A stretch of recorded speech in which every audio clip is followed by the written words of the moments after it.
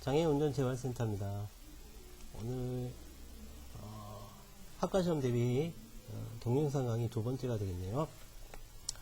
자, 오늘 하실 내용은 적성검사나 국제운전면허증과 관계된 문제를 풀어보도록 하겠습니다. 자, 먼저 적성검사와 관계된 문제를 풀어보도록 하겠습니다. 자, 일종 면허의 하나며, 자, 여기에 중요한 기준이 하나 있습니다. 65세 미만. 65세를 기점으로 해서 면허시험에 합격한 날로부터 기산하여 계산을 해가지고 10년이 되는 날. 자, 해 1월 1일부터 12월 31일까지 적성검사를 받아야 된다. 그리고 65세가 넘으시면 10년이 아니라 절반으로 줄게 되죠. 5년 마다 정기 적성검사를 받으셔야 합니다. 수시 적성검사는 굉장히 특이한 케이스니까 언급하지는 않겠습니다. 자, 그러면 바로 시험 문제를 한번 풀어보도록 하겠습니다. 21번. 자, 이 문제는 답을 두 개 찾는 문제입니다. 두 가지. 자, 정기 적성검사 기간은 6개월 이내이다. 6개월 아니었죠. 아까 1월 1일부터 12월 30일이니까 틀렸습니다. 65세 이상인 사람은 5년마다. 자, 5년, 65세. 아까 5년. 맞습니다. 군 복무 기간 중에는, 받을 수 없다, 연기할 수 없다. 이러면 군대 가신 분들 되게 불리하잖아요. 이게 말이 되지 않죠? 그 다음에, 일종 10년. 맞습니다. 그래서 정답은 2번과 4번입니다. 자, 확인해 보겠습니다. 예, 2번과 4번. 자, 그냥 바로바로 빨리 넘어가도록 하겠습니다. 자, 갱신에 대한 설명으로 맞는 거, 갱신. 자, 정기 적성검사하고 갱신하고 거의 비슷합니다. 자, 65세 미만인 사람. 자, 10년. 65세. 아까 기준으로 딱 잡으세요. 10년. 그 다음에 72, 이제 갱신기간에 70. 이게 65세 이상이니까 딱 5년 지났죠. 그러면 정기 적성검사를 받아야 된다. 맞죠? 그 다음에 갱신하될 경우 바로 면허를 취소한다. 취소가 아니라 벌금이 나옵니다. 범칙금은 3만원이다. 3만원이 아니라 2만원입니다. 2만원. 네, 2만원입니다. 그래서 정답은 자, 1번과 2번입니다. 자, 그 다음에 23번째 문제. 65세 미만입니다. 이게 쉽지? 네. 바로 이런 거는 넘어가겠습니다. 3번. 그 다음에, 요거는 적성검사하고 좀 거리가 멀어져 버렸어요. 문제가 그렇게 많지 않기 때문에. 자, 여기서 키포인트 몇 가지 보겠습니다. 무면허 운전자. 무면허입니다. 교통사고로 사람을 다치게 하고, 사고 낼 수도 있는 겁니다. 근데 중요한 건, 구호 조치를 하지 않고, 그 다음에 신고도 하지 않고, 일명 뭐죠? 뺑소니입니다. 뺑소니 사고로, 면허가 취소되신 분은 결격기간이 상당히 깁니다. 그분은 5년 동안 운전면허 시험을 다시 칠 수 없게 됩니다. 자, 요런 기간을 결격기간이라고 합니다. 자, 그 다음에 25번. 허위 또는 부정한 수단으로. 자, 이거는 허위. 예. 불리한 사항을 기재 안 하는 것도 허위가 됩니다. 자, 부정한 수단. 부정행위 한 거죠, 시험. 운전면허를 받은 경우. 당연히, 자, 이렇게 허위 또는 부정한 수단으로 면허를 받게 되면 당연 취소입니다. 자, 이렇게 될 때는, 자, 2년 동안 운전면허 시험을 칠 수가 없습니다. 자, 그 다음에 26번째 문제. 특별한 교통안전교육을 받아야 하는 사람은, 자, 여기서 중요한 키포인트. 특별합니다. 교통안전교육은, 운전면허 시험에서는 꼭 받아야 되는데, 여기서 특별한이라는 부분이 문제가 됩니다. 이게 특별한, 문제를 일으킨 거죠. 예, 그래서 여기 제일 대표적으로 특별한 사람이 여기 딱 보시니까, 이분이 제일 특별합니다. 음주운전. 그 밖에, 교통사고를 일으켰거나, 그 다음에 정지나 취소 처분 기간, 정지 기간 중에는 특별한 교통안전교육을 받아야지 다시 운전면허 시험을 칠 수 있습니다. 그러니까 음주운전을 하시면 안 됩니다. 자, 그 다음에 27번. 자, 여기 보시면 지방경찰청장이 이분이 발급권자니까 반납해야 되는, 왜 반납해야 될까요? 사유 두 가지. 자, 잘 보시면 반납할 수밖에 없는 게 이겁니다. 취소. 취소됐으니까 운전하시면 안 되는 거죠. 운전하시면 무면허 운전입니다. 효력이 정지. 예, 벌점이 굉장히 많아서 정지 처분을 받게 되면 그 기간 동안은 운전을 하시면 안 돼요. 그러면 어떻게 하셔야 돼요? 반납을 하시는 겁니다. 자, 27번 어렵지 않게 문제 풀 수 있습니다. 자, 그 다음 28번 취소 사유에 해당되는 거 어떻게 하면 취소가 될까요? 자, 1번에 보니까 적성검사 기간이 만료가 됐습니다. 그리고 받지 않았는데 6개월 정도밖에 지나지 않았어요. 자, 아까 보셨죠? 벌금이 2만원 나옵니다. 2번에 보니까 단속 공무원, 이 폭행이죠. 이 폭행 형사 문제가 되잖아요. 예, 불구속 형사 입건 됐습니다. 당연히 취소가 되겠죠. 3번 등록 후 번호판을 부착하지 않았다. 근데 중요한 거는 등록을 했기 때문에 좀 가볍게 처벌을 받게 됩니다. 만약에 등록을 하지 않았으면 면허가 취소가 되는데 등록을 했기 때문에 취소 사유는 안 됩니다. 그 다음에 면허를 갱신하지 않고 2년을 초과했습니다. 역시 과태료가 나오게 됩니다. 그래서 2번이 면허 취소 사유에 해당됩니다. 자, 그 다음에 적성검사와 관계된 문제는 이 정도로 풀어보도록 하겠습니다. 네. 국제운전면허증. 요새 국제화 시대니까 외국에서 면허를 따거나 국내에 들어와서 면허를 따려고 하는 외국인도 되게 많습니다. 네. 그래서 국제운전면허증은 입국 발행일로부터 유효기간이 있습니다. 1년입니다.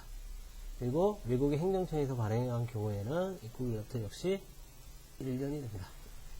그 다음에 자, 여기서 보면 모든 차를 운전할 수 있냐, 여기 보면 이게 중요하죠. 비사업용 차량만 운전할 수 있습니다. 그러니까 버스, 트럭 이런 것들은 운전할 수가 없는 겁니다. 그 다음에 이분이 뭔가 중요한 법규 위반을 했거나 사고를 냈어요. 또 음주운전. 그러면 그 국내 운전면허가 취소 또는 정지가 되면 국제 운전면허도 당연히 취소가 됩니다. 자, 이런 것들 보시면서 관계되는 문제를 풀어보도록 하겠습니다. 자, 29번째 문제입니다. 자, 우리나라에서 국제운전면허증은 우리나라에서 운전할 수 있는 기간, 아까 1년이라고 얘기했죠. 설명 안 하고 넘어가겠습니다. 그 다음에 30번. 역시, 운전할 수 있는 차종, 아까 비사업용이라고 그랬죠. 그러니까 요 사업용 다 틀렸습니다. 이 문제 이렇게 해놓으면 아닌 것만 찾으면 되잖아요. 그래서 1번이 정답입니다. 너무 쉽네요. 자, 그 다음에 국제운전면허증을 교부할 수 있는 사람은 뭔가 조건이 있겠죠? 자, 1번에 원동기 장치 자전거. 이거는 오토바이 면허인데 125cc 역시 받을 수가 없습니다. 그 다음에 연습면허. 이거는 연습할 수 있는 면허니까 임시면허입니다. 그 다음에 이종보통. 그 다음에 건설기계. 건설기계는 운전면허가 아닙니다. 그렇기 때문에 3번이 정답입니다. 자, 32번. 자, 유효기간 물어본 거죠. 국제운전면허. 아까 1년이라고 말씀드렸습니다. 넘어가겠습니다. 문제가 비교적 쉽죠? 자, 33번. 정지처분기간. 정지처분을 받았어요. 받았습니다. 자, 이 기간 중에 외국에서 면허를 따오면 어느 정도 돈이 있으신 분은 또 운전을 하게 되면 좀 그렇죠, 그죠? 없는 사람은, 이런 거 모르는 사람만 억울하잖아요. 그러니까 국제 운전면허를 따오셨다 하더라도 일단은 국내 운전면허가 정지니까 운전을 할 수 없게 만드는 게 맞겠죠. 그래서 2번입니다. 이해 되셨나요? 괜히 제가 복잡하게 설명드린 게 아닌지 모르겠습니다. 자, 그 다음에 34번.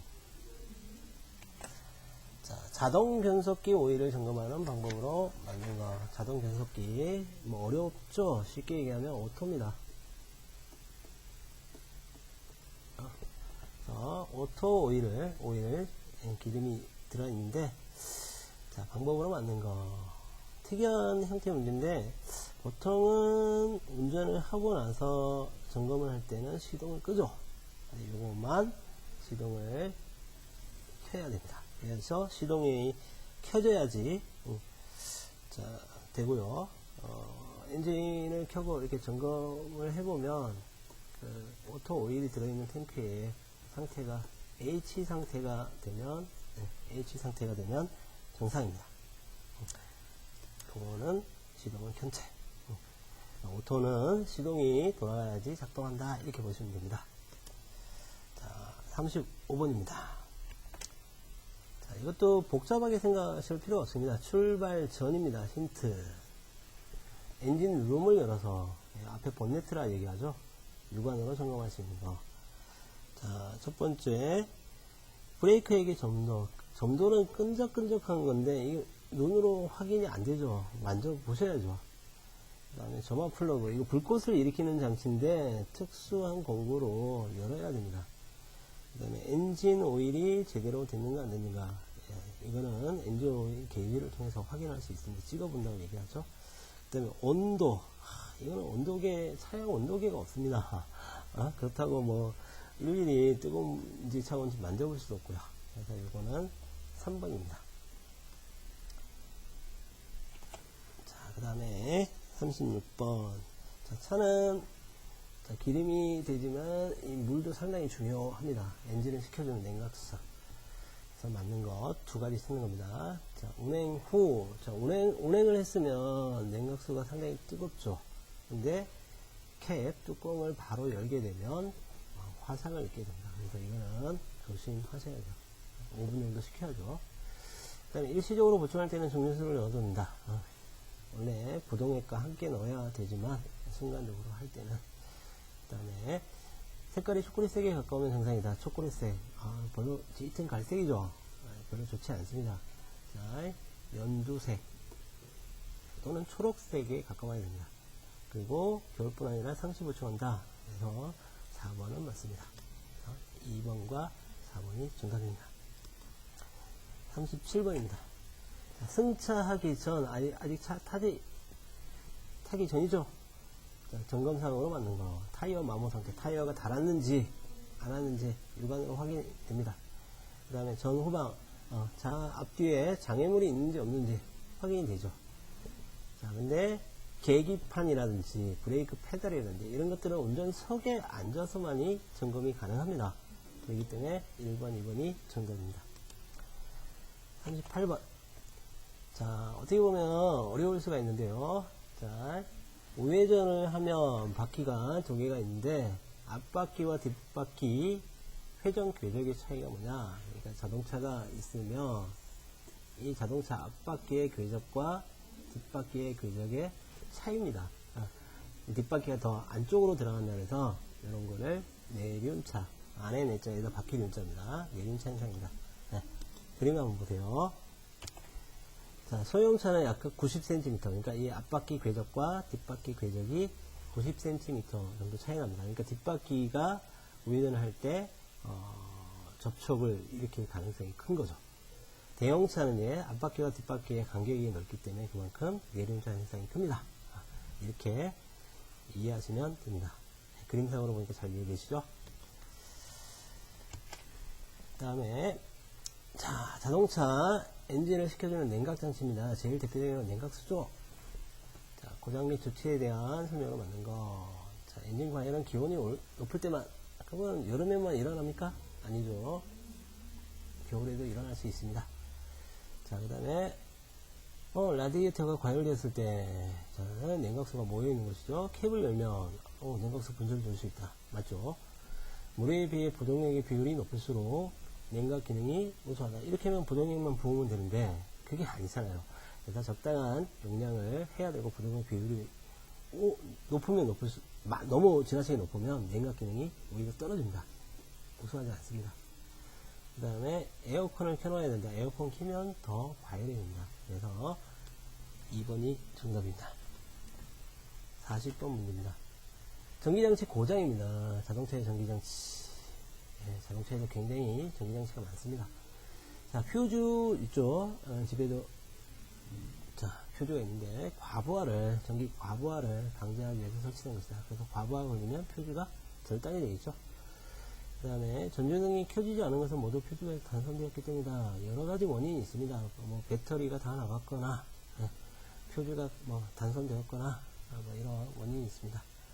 그 다음에 3번, 다시 단선되는 경우 없다. 다시 과부하가 걸리면 단선이 되겠죠. 그러니까, 말도 아니고요. 모든 장치에 동일하다. 장치, 전기 용량의 차이가 있습니다. 그러니까 모든 장치 동일하다. 말이 되지 않습니다. 그래서 1번이 맞습니다. 자, 그 다음에 41번입니다. 엔진 온도 게이지. 엔진 온도 게이지. 자, 차 안에 타시면 온도계가 하나 있습니다. 자, 설명으로 만든 거. 자, 여기에 보면 온도 게이지에는 C와 H, 그리고 이렇게 바늘이 움직이게 됩니다. C에서 H로. 이렇게. 근데 H는 핫입니다. H에 가까우면 이 문제가 생긴 거죠. 그래서 점검을 받는다. 그 다음에 주행 상황에 따라서 상승 또는 하강함으로 맞습니다. H 상태는 핫, 뜨거운 거니까 점검 받아야 되죠. 그러니까 정상이 아닙니다. 비정상입니다. 그 다음에 C와 H 사이, 쿨과 H 사이가 정상이다. 그래서 이게 맞습니다. 그리고 4번은 엔진에 이상 없고 히터 팬만 문제이다. 뭐 어디가 이상이 있는지는 섣불리 판단할 수가 없습니다. 그래서 1번과 3번이 정답입니다. 42번입니다. 타이어. 굉장히 중요하죠. 요즘 타이어가 잘못돼가지고 문제가 생기는 경우가 많습니다. 자, 타이어 교체 시기는 일반 운전자가 알기 어렵다. 타이어를 보시면 얼만큼 마모되는지 알 수가 있습니다. 수막 현상은 마모 상태와 관련성이 많다. 마모가 많이 되면 더 많이 미끄러지죠. 수막, 비가 오는 날 타이어에 물막이 생겨서 미끄러지는 현상입니다. 그러니까 관련성이 많죠. 그 다음에 생산 연도는 타이어 표면에 표기되어 있지 않다. 표면에 표기되어 있습니다. 몇 년도, 몇 월달 이렇게. 그 다음에 모든 타이어 폭은 동일하다. 차 종에 따라서 타이어 폭은 다릅니다. 2번이 맞습니다. 자, 43번입니다. 타이어 관리에 대한 설명으로. 자, 마모 한계에 이르면 위험으로 한계에 이르기 전 교체해줍니다. 타이어를 교체해주면 됩니다. 그 다음에 타이어 마모가 되면 공주거리가 길어지고, 공주거리는 뒤에서 말씀드릴 건데, 이 공은 공짜입니다. 공짜로 달릴주자, 달려간 거리. 타이어가 마모되면 미끄러지기 때문에 공주거리가 아니라 제동거리가 길어집니다. 그래서 이거는 틀렸습니다.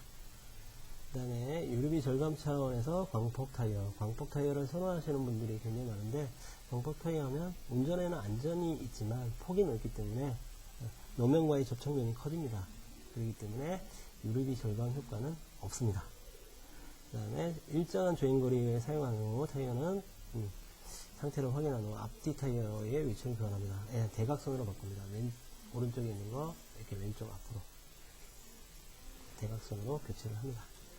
1번과 4번이 맞습니다. 자, 그 다음에 44번 문제입니다. 자, 착유리, 자동차 착유리, 가시광선 투과열. 저희가 흔히 썬팅이라는 얘기하는데 틴팅, 교재를 받습니다. 자, 투과율에 교재를 받는 거. 자, 요거는 자, 일단은 앞유리는 선택을 하시면 안 돼요. 그래서 앞면, 그 다음에 운전석 좌우, 후방을 감시해야 되기 때문에, 요게 맞습니다. 제가 답 체크를 잘못해가지고 3번으로 나왔는데, 3번이 아니라 2번입니다. 자, 그 다음에 45번. 자, 승용차. 보통 저희가 승용차 그러는데 보통 몇 명? 10명, 10인승을 승용차라 얘기합니다. 자, 그 다음에 비사업용 신규 승용 자동차. 자동차는 정기 검사를 받아야 됩니다. 몇 년? 처음에 새 차를 사면 4년. 그 다음부터 2년. 자, 자, 그 다음에 47번. 자, 자동차 번호판의 색상으로 맞는 것 두 가지. 자, 이런 문제가 저도 어렵습니다. 제가 뭐, 강사 자격증이 있어서 학과 강의를 하고 있지만, 저도 이런 거 하면 어렵습니다. 예, 다 어렵습니다. 자, 일단은 외계형 자동차는 흰색 바탕에 청색 문자다. 흰색 바탕에 청색 문자. 자, 제가 보니까 이거는 이륜차입니다. 이륜차. 비사업용차. 일반 차죠, 차가요. 분홍빛, 흰색 바탕에 보라색, 검정색 문자. 맞고요. 그 다음에 운수 사업용 자동차, 황색 바탕에 청색 문자 맞습니다. 그 다음에 4번에 감청색 바탕에 흰색. 이거는 이게 뭐에 해당되느냐면 이게 외교용 자동차가 됩니다. 그래서 2번과 3번이 맞습니다. 이런 문제는요, 강사인 저도 어렵습니다. 시험 친다면 저도 쩔쩔 내겠죠. 외우지 않으면. 자, 그 다음에 48번. 자동차 화재. 자동차 화재가 나는 경우 있습니다. 예방하는 게 좋겠죠. 1번에 보니까 배선의 상태, 연료 점검, 점화장치 6개월마다 한다. 근데 이게 6개월마다 라는 게 아니라 이게 수시로 해야 됩니다. 수시. 그 다음에 흡연시 단백질은 차창 밖으로. 이게 위험하죠. 차 안에서 끄셔야죠. 그 다음에 차 안에 라이터나 성냥 보관할 때, 차 안에다가 보관하시면 안 됩니다. 특히 여름철에 과열돼서 폭발하는 경우가 많습니다. 그 다음에 소화기 비치하고 사용품을 이렇게 된다면 당연한 거니까 4번이 맞습니다. 49번입니다. 자, 방해하는 장치, 단속용 장치, 개념을 방해하는 장치. 운전할 수 없도록 규정하고 있다. 불법 장치에 해당되는 게 뭐냐? 경광등, 사이렌. 이건 긴급 자동차에만 쓸 수 있죠. 일반 자동차에는 쓸 수가 없습니다. 내비게이션, 운행 기록부, 블랙박스 이런 것들 일반적으로 많이 답니다. 자, 그 다음에 50번. 자, 자동차를 샀습니다. 소유하게 됐습니다. 이제 매수한 날, 산 날부터 며칠 이래. 자, 이런 것도 그냥 외우셔야 됩니다. 15일. 자, 정기검사 기간 만료됐습니다. 이제 시간이 지나고 있죠? 어떻게 되죠? 이렇게 되면 31일 이내에 다시 받으셔야 돼요. 그 다음에 책임 모임에 가입하지 않았습니다. 무보험차죠. 보험을 하지 않았는데 이 차에 대한 처벌 기준을 맞는 거. 자, 이거는 과태료가 부과됩니다. 근데 과태료는 과태료는 300만원 300만원의 과태료가 부과됩니다. 자, 그 다음에 53번. 자, 이런 게 어떻게 보면 운전 행동의 과정. 뭐 운전을 하지만 생각해 본 적이 별로 없습니다. 순서대로 맞는 거. 자, 일단은 운전을 할 때 위험이 있는지 없는지 먼저 눈으로 확인하는 게 좋습니다. 눈으로 확인. 자, 예측이라고 얘기한 3번은 일단은 답에서 멀어졌습니다. 일단 확인했는데 저게 어떻게 할지 머릿속으로 저희가 판단을 해야 되겠죠. 그 다음에 예측을 합니다. 그 다음에 어떻게 할지 저희가 핸들을 좌측으로 돌릴지 아니면 브레이크를 밟을지 이런 것들을 결정을 하고 맨 마지막에 조작하는 과정을 거칩니다. 그래서 눈으로 확인하고 머릿속으로 예측을 해서 결정을 하고 조작하는 과정이 운전 행동의 과정이라고 기억을 하시면 됩니다. 자, 그 다음에 운전 행태에 영향을 미치는 거. 취득 방법, 학력, 면허증의 종류, 신체적 상태. 자, 이 중에서 운전에 영향을 미치는 것은 신체적인 조건입니다. 자, 그 다음에 55번. 자, 지켜야 할 준수사항으로 오는 거, 준수사항. 자, 앞차와의 거리를 좁힌다. 안전거리 미확보로 사고를 일으킬 수가 있습니다. 횡단보도는 횡단하는 사람이 없으므로 빠른 속도, 횡단보도 앞에서는 서행을 하셔야 돼요. 그 다음에 졸음시 갓길에 정차해요. 갓길에는 긴급한 상황이 아니면 들어가시면 안 됩니다. 그 다음에 어린이가 보이지 않더라도 제한 속도를 지켜. 네. 상당히 어린이 보호 정신이 추천한 거죠. 네, 요게 정답입니다. 자, 제가 한번 잘 따져보니까요, 요런 구절이 나오는 시험 문제가 답이 아닌 경우가 되게 많습니다. 반드시 그런 건 아닙니다. 자, 경운기를 올리며 라는 부분이 들어가는데, 뒤에 경운기를 올려야 될 때가 있습니다. 제가 앞지르기를 할 때, 뒷차에게 알리기 위해서, 주변에 알리기 위해서 경운기를 올리는 거, 이런 것들은 권장하고 있습니다. 근데 그렇지 않은 경우, 좀 시끄럽게 되기 때문에, 좀 자제를 해야 됩니다. 그 다음에 이런 말, 신속히 간다, 즉, 빨리 간다, 빨리 간다, 빠른 속도로 간다. 이런 것들은 안전 운전과 거리가 멀기 때문에, 이런 문장이 들어가면, 답이 아닌 경우가 되게 많습니다. 그 다음에 운전을 하는데 굉장히 뭔가 조금 쫓기는 듯한 거, 급, 출발, 급 제동, 급 핸들 조작, 급 차로 변경, 뭔가 급하죠, 쫓기는 거. 이런 거 들어가면, 급자 들어가면 답이 아닙니다. 네 번째, 앞차와의 거리를 좁힌다. 안전거리를 확보하지 않은 거죠. 이런 문장이 들어가면 일단 답이 아닐 가능성이 되게 높습니다. 반드시 그런 건 아닙니다. 자, 그 다음에 펜마우스가 좀 잘 작동이 안 되네요. 자, 공동위험 행위인 것은, 자, 공동이라 그랬으니까 2명 이상 있어야 돼요. 그 다음에 자동차니까 차도 2대 이상 있어야 돼요. 1번 한 대니까 안 되죠. 한 대, 안 됩니다. 세 대, 한 대, 세 대의 자동차와 한 대, 복수가 되죠. 그래서, 3번은 공동위험 행위가 됩니다. 57번. 자, 승하차시. 승차와 하차시. 승하차시. 주의사항. 자, 타고 내릴 때는 뒤에서 오는 차량이 있는지 확인한다. 문이 갑자기 열리면 뒤에 따라오는 차도 굉장히 놀라게 되죠. 그 다음에 문을 열 때 완전히 열고 한꺼번에 열지 말고 한번 쉬는 게 낫겠죠. 반쯤 열었다가 다시 여는 거. 그 다음에 승차자가 하차할 때 운전자는 앞만 보면 안 되죠. 뒤에 따라오는 차가 있는 거 없는 거 봐야죠. 그 다음에 일시적으로 떠날 때는 시동을 끄지 않아도 된다. 그때도 시동을 끄셔야 돼요. 1번이 정답입니다. 자, 58번. 주의해야 하는 상황. 주의. 자, 학교 앞 보행로입니다. 뭐 어린이 보호구역일 가능성이 많죠. 근데 여기서 경운기를 울리면 어린이에게 위협이 됩니다. 2번. 철길 건널목 차단기가 내려가고 있는데 신속히 통과하면 이것도 문제가 되죠. 그 다음에 교차로 우회전하는 경우 우측 가장자리를 사용하면서 우회전한다. 미리 들어간다. 상당히 좋죠. 그 다음에 4번에 보니까 상향으로 한다. 이게 상향등을 켜면 상대방이 상당히 눈이 부시게 됩니다.